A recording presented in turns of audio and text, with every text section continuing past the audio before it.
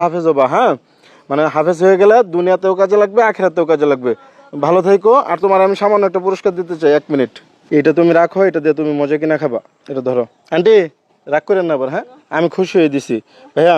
এই যে যে কাজটা করছো, কোনটা বয়কট করতে হবে আর কোনটা করা লাগবে না, এটা তো বুঝছো।